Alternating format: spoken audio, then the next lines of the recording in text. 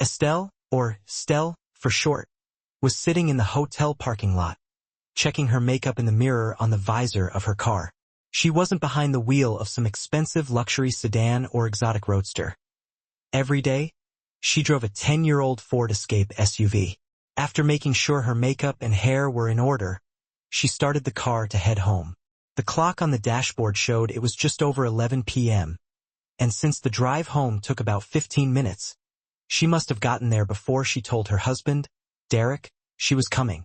On the way home, Stell fidgeted slightly in the leather seat of the SUV, thinking about the last 4 hours she had spent with her lover in the hotel room.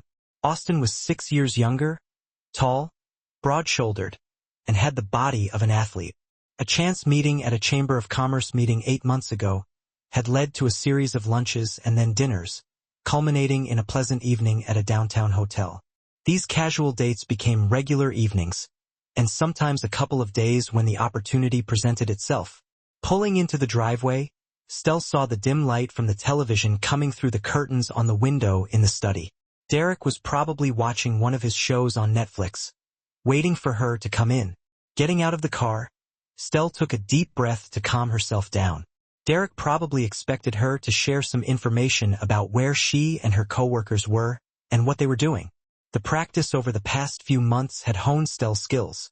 Upon entering the house, Stell placed her purse on the hallway table and headed straight for the office. As she expected, Derek was there watching TV. "Did you have a good time?" he asked. Yeah. "Where'd you go?" "Had dinner at Roscoe, and then to Club Bell for drinks." "Who was there?"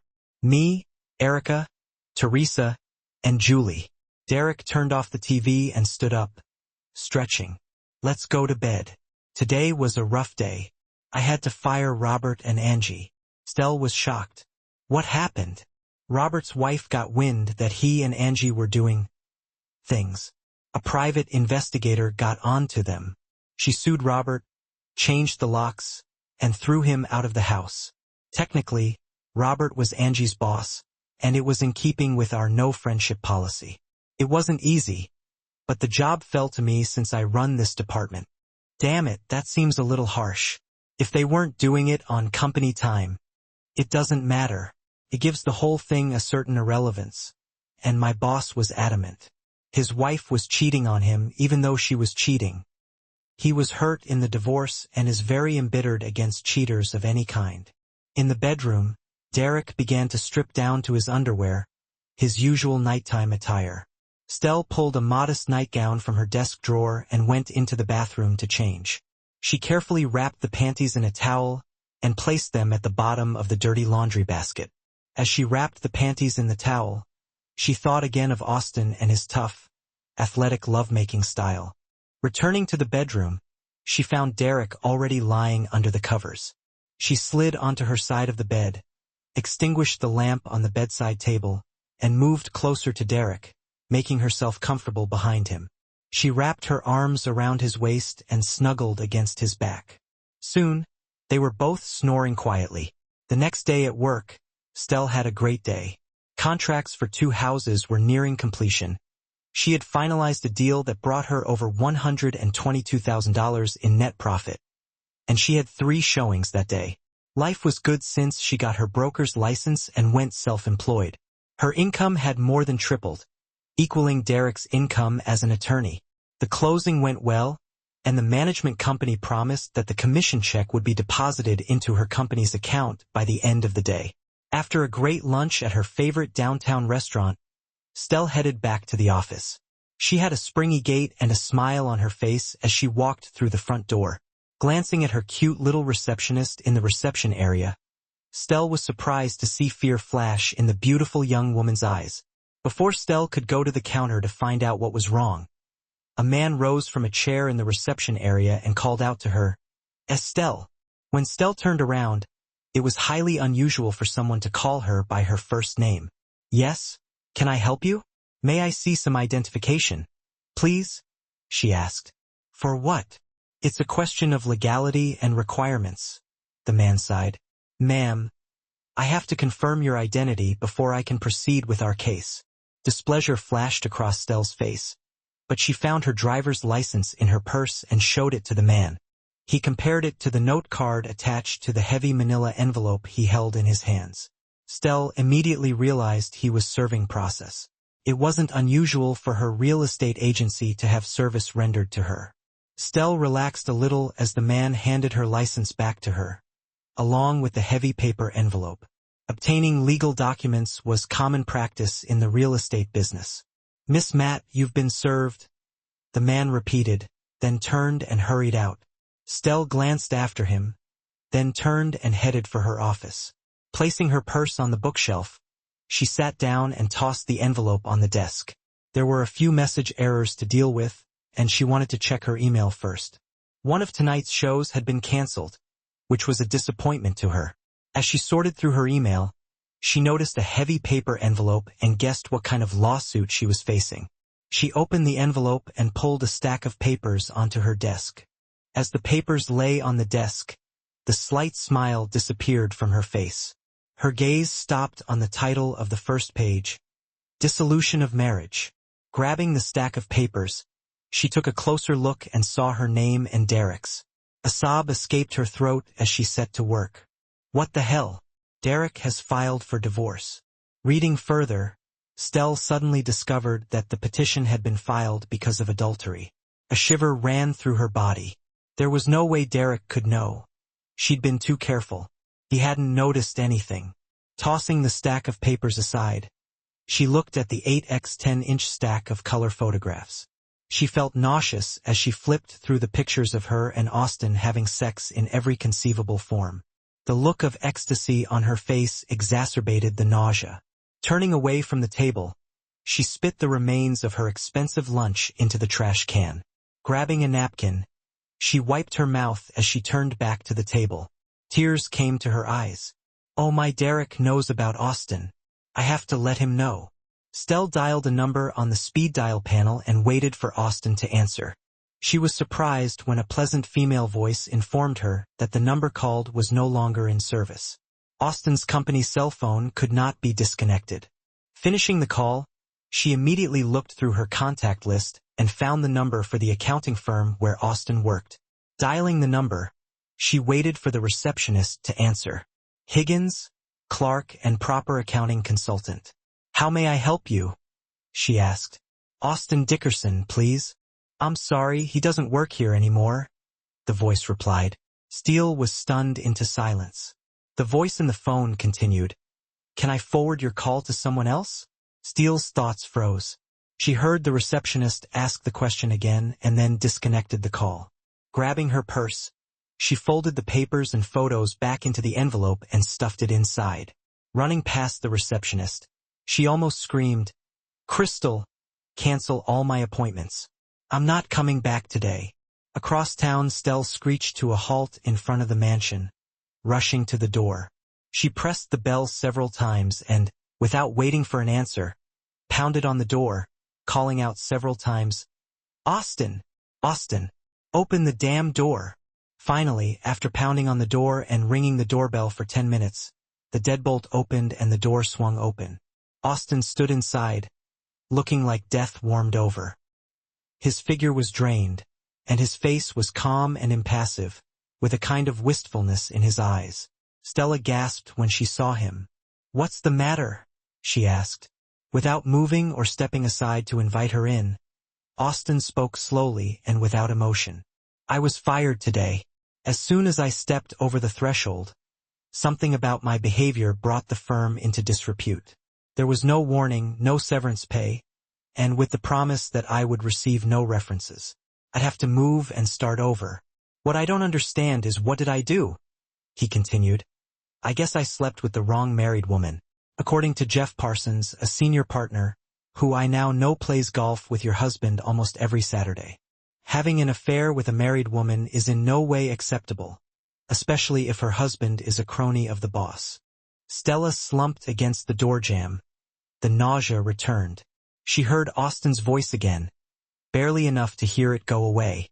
"Stella, don't come back. My life is a mess right now." The door slammed shut. Stella leaned against it and began to wail. "Austin, don't send me away, please. I need you." Derek filed for divorce. I don't have anywhere else to go. I don't care, Stella. You can't stay here. Stella didn't hear anything else. Walking back to her car, she sat in the driver's seat, in a daze, and tried to plan her next steps. It took a conscious effort to start the car with no definite direction. Stella touched the steering wheel when she finally realized where she was. She flinched. It turned out that her subconscious had led her home. Derek's car wasn't in its usual spot, so she pulled up, opened the garage door, and parked. When the door came down, the garage was dark, and the house was quiet. Stella tossed her purse on the kitchen table and looked around miserably. Suddenly, a thought struck her, and she rushed into the master bedroom. A wave of relief swept over her when she saw that Derek's suits and other clothes were hanging in the closet, and his toiletries were in the bathroom. At least he hadn't moved out. Much later, Stella heard the front door lock click and the heavy sash swing open. She could see the door from where she sat in the kitchen. Derek set his briefcase down in the hallway and walked into the kitchen without saying a word. He walked over to the refrigerator, filled a glass with ice, and headed for the sideboard in the living room. Soon, the glass was filled with a single Scotch whiskey. Taking a large sip, he turned to her and said nothing. Startled, Stella stood up. Derek, I can explain. This is nonsense. Derek listened, sipping his scotch, walking slowly into the kitchen. He pointed to a small breakfast table that stood in a bay window extended toward the kitchen. He waited until she sat down. His voice was calm and steady. Stella recognized that voice, the one she had heard from him in the courtroom. Nothing, I suppose, compared to the 1.5 years you spent dating Vincent, or the 2 years you spent with Carrie, or the year you had fun with Peter. The last few months have probably been nothing. Stella's breath caught, and she felt like she'd been hit with a brick. He knew everything, not just about Austin. Seeing her reaction, Derek, like a true lawyer, continued, Was it anything more than a connection to Jackson when you decided to start your own agency? Stella's head started shaking from side to side in denial. She tried to speak, but only managed a muffled moan between sobs. Derek waited until some semblance of composure returned to her. You will pack your things and leave this house tonight. If you can't take everything, I'll have my lawyer see to it that you get the rest later. You broke my heart. You used to be a wonderful, attentive, loving wife. You turned into a greedy, conniving, I don't know you anymore. I don't want to be around you. I'm going away for a few hours, and when I get back, you won't be here. Derek, please. I have nowhere to go. Go to Austin's or you've already been there. I'm not sure he'll take you in. He's not having the best day himself. The door closed and Stella heard his car pull away. Sitting alone in the dark house, she realized that her whole world had just crumbled. Taking a deep breath, she went upstairs to change her clothes and pack everything she would need for the next few days. As she packed, her mind worked to rationalize the situation, trying to bring some order to the chaos that had descended. By the time she had packed 2 suitcases, toiletries, and a few souvenirs, she was no longer frustrated but frantic. Taking the luggage downstairs, she set it by the door to the garage. Turning toward the study, she took a glass, put ice in it, and poured whiskey into it. Returning to the kitchen table, she pulled an envelope out of her purse and began to read it carefully. By the time she finished, she was seething with anger. She expressed her emotions loudly to the empty house. What a son of a... She looked over the divorce document again. She couldn't believe what she was reading. He had set her up. It had taken years, but he was playing the long game. Everything he'd done for the last 6 years had a purpose. She remembered when she decided to start her own agency.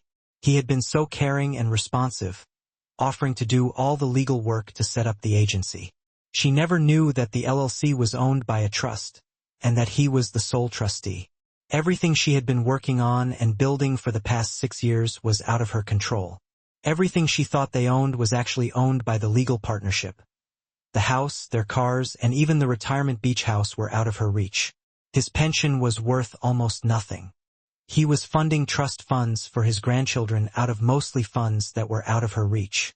For the last 2 years, he'd been working in a partnership for pennies, Everything he earned aside from his meager salary was in the partnership trust, awaiting distribution.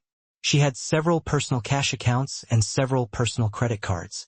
The divorce papers made it clear that his intention was to take everything from her and leave her as destitute as possible. Derek hadn't even been able to openly tell her about the situation. He just unexpectedly blew up the divorce proceedings. Her simmering anger turned into a red-hot hatred. Everyone she thought she could rely on had turned their backs on her. Austin didn't hesitate to shove her aside. Her beloved husband, Derek, had manipulated her and had been plotting against her for years to set this all up. The more scotch she drank and the longer she pondered the situation, the more furious she became. As she emptied the bottle of scotch, her rage became cold and calculating. She decided that if Derek wanted a war, she would settle it. Her life was over. He had taken away everything she held dear and everything she had worked so hard for. It only took Stell a few minutes to formulate her plan. If Derek could drop bombs, she would resort to nuclear weapons. She had nothing more to lose.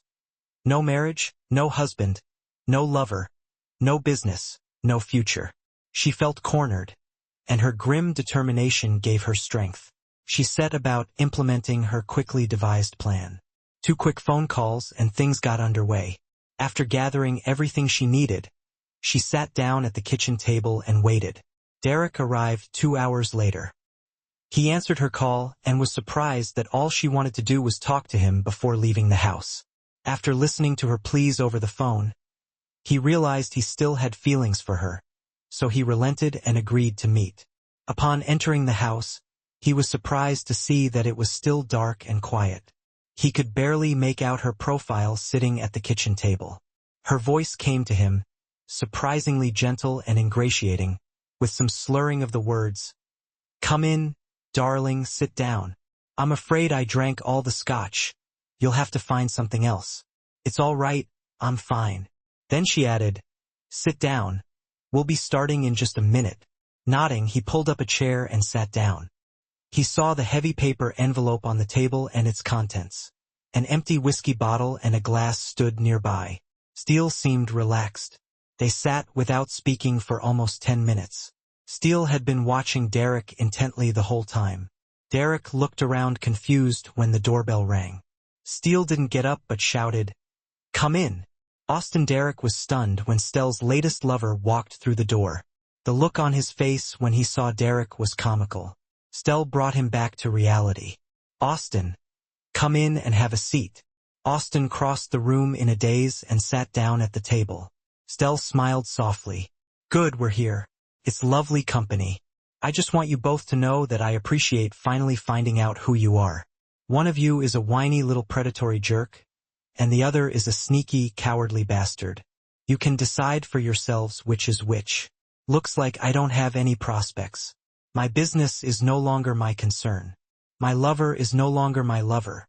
And my husband has declared that he is no longer my husband.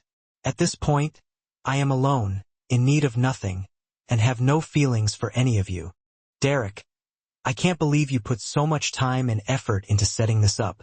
Why didn't you just talk to me when you found out about Jackson? We could have worked it out. You shouldn't have come to this. Still, there was and is no coming back from this. You know how I feel about loyalty. When you let Jackson into his office, that was it. It was over between us. I just had to protect myself." Derek didn't notice the way Stell's eyes lit up. "Now you, Austin, I thought we had something. We did. We had amazing sex that cost me more than it should have."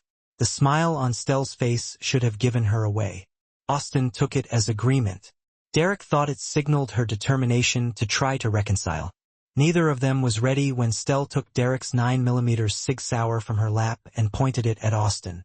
There was no hesitation.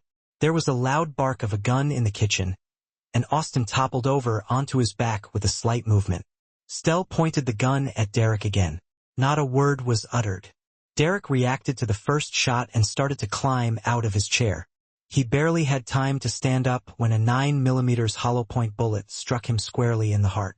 Flying sideways, he stretched out on the floor and never moved again. Stell looked at the 2 bodies on the floor and the 2 suitcases by the door. She pondered her choice. She could sit patiently, call 911, and then endure a trial and jail time. She could take the 9mm pistol, stick it in her mouth, and join the two bodies. Or she could take the suitcases, the $100,000 that was in the safe, her passport, the gun, and gone to an unknown destination. She might have succeeded in escaping, or she might not have. Raising her glass, she finished the last drops of whiskey she had. She had a decision to make.